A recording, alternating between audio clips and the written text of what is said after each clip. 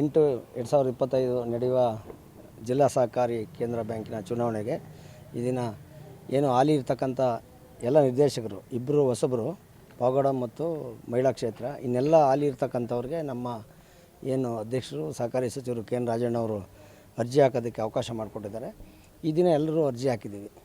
ಆಮೇಲೆ ಹಿಂದೆ ಒಂದು ಮಾತಿತ್ತು ಭಾಳ ವರ್ಷದ ಒಂದು 20-25 ವರ್ಷದ ಕೆಳಗೆ ಇಂದಿರಾ ಗಾಂಧಿ ಹೆಸರು ಹೇಳಿ ಅರ್ಜಿ ಹಾಕಿರೆ ಗೆಲ್ತಾರೆ ಅಂತ.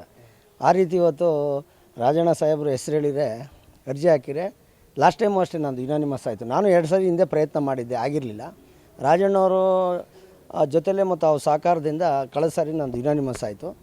ಅದೇ ರೀತಿ ಹೋದ ಸರಿ ಅವರು ಮಂತ್ರಿ ಇರಲಿಲ್ಲ, ಶಾಸಕರಿರಲಿಲ್ಲ, ಸರ್ಕಾರ ಇರಲಿಲ್ಲ. ಅಂಥ ಸಮಯದಲ್ಲಿ 14 ಅವಿರೋಧವಾಗಿ ಆಯ್ಕೆ ಆಗಿದ್ದು.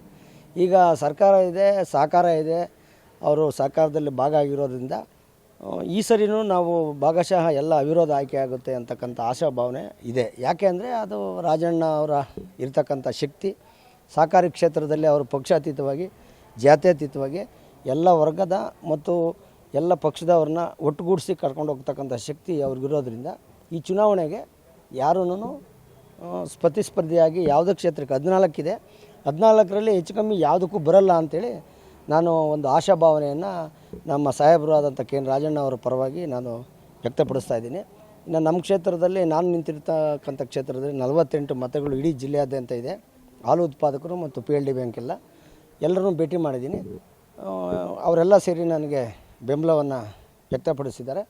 ಅವರ ಆಶೀರ್ವಾದದಿಂದ ನಾನು ಅವಿರೋಧವಾಗಿ ಸಾಹೇಬರ ಕೆ ಎನ್ ರಾಜಣ್ಣ ಅವರ ಆಶೀರ್ವಾದದಿಂದ ಅವಿರೋಧವಾಗಿ ಆಯ್ಕೆ ಅಂತಕ್ಕಂಥ ಅವಕಾಶಗಳು ಇದೆ ಅಂತಕ್ಕಂಥ ಮಾತನ್ನು.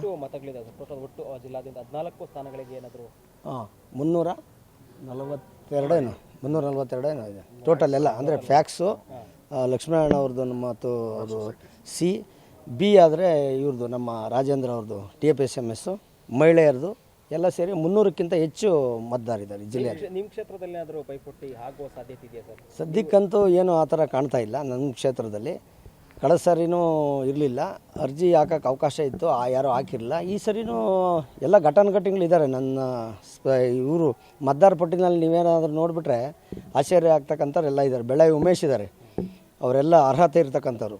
ನಮ್ಮ ಕೆಸರುಮಡು ಗಂಗಣ್ಣವ್ರು ಇದ್ದಾರೆ, PLD ಬ್ಯಾಂಕ್ ಅಧ್ಯಕ್ಷರು ಕುಣಗಲ್ ಕೃಷ್ಣಕುಮಾರ್ ಇದ್ದಾರೆ, ಗೋಪಾಲ್ಪುರ ಚಂದ್ರಶೇಖರ್ ಇದ್ದಾರೆ ಗುಬ್ಬಿಯವರು. ಆಮೇಲೆ ನಮ್ಮ KMF ನಿರ್ದೇಶಕರಂಥ ಮೈದನಹಳ್ಳಿ ಕಾಂತಣ್ಣವ್ರು ಇದ್ದಾರೆ. ಆಮೇಲೆ ಇನ್ನೊಬ್ಬರು ನಮ್ಮ P ಮೂರ್ತಿ ಅಂತ ಇದ್ದಾರೆ. ಈ ಥರ ಎಲ್ಲ ಘಟಾನುಘಟಿ. ಹೌದೌದು, ನಾವು ಒಳ್ಳೆ ಕೆಲಸ ಮಾಡಿದ್ದೀವಿ ಅಂತಂದರೆ ಅದಕ್ಕೆ ರಾಜಣ್ಣವ್ರ ಕಾರಣ. ನಾವು ಬ್ಯಾಂಕಲ್ಲಿ ಏನೋ ಒಂದು ಕಾನೂನುಬದ್ಧವಾಗಿ ನಡ್ಕೊಂಡು ಹೋಗ್ತಾರೆ, ಅವ್ರಿಗೆ ಎಲ್ಲ ರೀತಿಯೆಲ್ಲ ಸಹಕಾರವನ್ನು ಕೊಡ್ತೀವಿ. ಮತ್ತು ಅವರು ನಮಗಷ್ಟೇ ನಾವು ಯಾವುದಾದ್ರೂ ಒಂದು ಅರ್ಜಿ ತೊಗೊಂಡೋಗಿ ಬಡವ್ರಿಗೆ ಸಹಾಯ ಮಾಡಬೇಕು ಅಂತಂದಾಗ, ಸಾಲ ಕೊಡಬೇಕು ಅಂತಂದಾಗ ಭಾಳ ಪಾರದರ್ಶಕವಾಗಿ ಅವರು ನಮಗೆ ಸಹಾಯವನ್ನು ಮಾಡಿರ್ತಕ್ಕಂಥ ಒಂದಲ್ಲ ಎರಡಲ್ಲ 100 ಉದಾಹರಣೆಗಳಿದೆ. ಉದಾಹರಣೆಗೆ ಸರ್, ಹೋದ ಸಲ ಏನು 14 ಸ್ಥಾನ ಗೆಲ್ಲಬೇಕಾದ್ರೆ ಅಷ್ಟೊಂದು ಕಸರತ್ತು ಮಾಡಬೇಕಾಗಿರಲಿಲ್ಲ, ಈ ಬಾರಿ ಅಷ್ಟು ಸ್ವಲ್ಪ ಕಸರತ್ತು ಮಾಡಬೇಕಾಗಿರುವಂಥ ಪರಿಸ್ಥಿತಿ ಬಂದಿದೆ ಅಂತೇಳಿ. ಅಂದರೆ ವಾಸಣ್ಣ ಅವರು ಒಂದು ರಾಜಕೀಯದ ಬದಲಾದಂಥ ರಾಜಕೀಯ ಸನ್ನಿವೇಶಗಳಲ್ಲಿ ಆ ಥರ ಇದೆ, ಅವರು ಮನೋಭಾವ ಇರ್ಬೋದು. ಈಗ ನನಗೂ ಸ್ಪರ್ಧೆ ಯಾರಾದರೂ ಹುಡುಕಬೇಕು ಅಂತ ಇರ್ತದೆ, ಅವ್ರಿಗೂ ಹುಡುಕಬೇಕು ಅಂತ ಇರ್ತಾರೆ. ಅಂತಿಮವಾಗಿ ಯಾರು ಏನೇ ಮಾಡಿದ್ರು ರಾಜಣ್ಣವರು ಅವ್ರು ಹೇಳಿರ್ತಕ್ಕಂಥ ಎಲ್ಲ ಅಭ್ಯರ್ಥಿಗಳು 14 ಜನನೂ ಅವರೇ ಗೆಲ್ತಾರೆ. ಚುನಾವಣೆ ಆಗಲಿ ಅವಿರೋಧ ಆಗಲಿ ರಾಜಣ್ಣವ್ರು ಹೇಳಿದ್ದಂಥ ಅಭ್ಯರ್ಥಿಗಳೇ ಆಯ್ಕೆ ಆಗ್ತಾರೆ. ಇದರಲ್ಲಿ ಅಧ್ಯಕ್ಷರು ಅವರೇ ಇರ್ತಾರೆ. ರಾಜಣ್ಣವರು ಸಾಕು ಅನ್ನೋರ್ಗು ಅವರೇ ಇರ್ತಾರೆ. ಯಾಕೆಂದರೆ ಈಗ ನಾವು ಭಾಳಷ್ಟು ಸಹಕಾರಿ ಕ್ಷೇತ್ರ ನಾನು ನೋಡಿದ್ದೀನಿ. ನಾನು ಜಿಲ್ಲಾ ಮಟ್ಟದಲ್ಲಿ ತುಮಕೂರು ಡೈರಿ 6 ಚುನಾವಣೆ ಮಾಡಿದ್ದೀನಿ. DCC ಬ್ಯಾಂಕಲ್ಲಿ ಇದು 2 ಸರಿ ಸೋತಿದ್ದೀನಿ, 2 ಸರಿ ಈಗ ಗೆಲ್ತಾ ಇದ್ದೀನಿ. ಅಲ್ಲಿಗೆ 4 ಸಹಕಾರಿ ಇನ್ನೊಂದು 11 ಚುನಾವಣೆ ನಾನು ಮಾಡಿದ್ದೀನಿ. ಹಂಗಾಗಿ ಆ ಚುನಾವಣೆ ತಂತ್ರಗಾರಿಕೆಯಿಂದ ಹಿಡಿದು ಅವು ಯಾವ ರೀತಿ ಮಾಡಬೇಕಂತಕ್ಕಂಥದ್ದನ್ನು ಯಾರ್ಯಾರನ್ನ ಅಭ್ಯರ್ಥಿ ಮಾಡಿದ್ರೆ ಏನಾಗುತ್ತೆ ಅಂತೇಳಿ ರಾಜಣ್ಣ ಸಾಹೇಬ್ರಿಗೆ ಚೆನ್ನಾಗಿ ಗೊತ್ತಿದೆ. ಹಂಗಾಗಿ ಅವರು ಎಲ್ಲ 14 ಸ್ಥಾನನೂ ಅವ್ರು ಹೇಳಿದ್ರೆ ಆಯ್ಕೆ ಆಗ್ತಾರೆ, ಅದರಲ್ಲಿ ಯಾವುದೇ ಸಂಶಯ ಇಲ್ಲ. ಮತದಾರರಿಗೆ ಏನು ಹೇಳೋಕ್ಕೆ ಇಷ್ಟಪಡ್ತಾರೆ?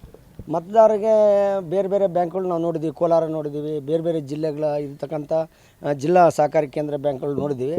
ಅದರಲ್ಲಿ ಒಂದು 2-3 ಅಥವಾ 4 ಇಡೀ ರಾಜ್ಯದಲ್ಲಿ ಚೆನ್ನಾಗಿರ್ತಕ್ಕಂಥವು. ಅದರಲ್ಲಿ ತುಮಕೂರು ಒಂದು.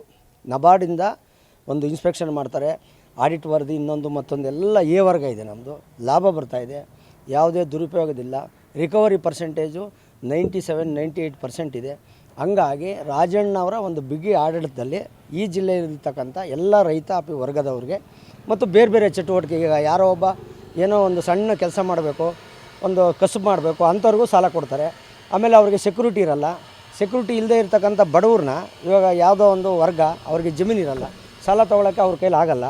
ಅಂಥವ್ರಿಗೆ ಯಾವುದೋ ಒಂದು ರೂಪದಲ್ಲಿ ಸಾಲವನ್ನು ಕೊಟ್ಟು ಅವ್ರನ್ನ ಆರ್ಥಿಕವಾಗಿ ಮೇಲೆತ್ತಕ್ಕಂಥ ಕೆಲಸವನ್ನು ರಾಜಣ್ಣವರು ಮಾಡ್ತಾಯಿದ್ದಾರೆ.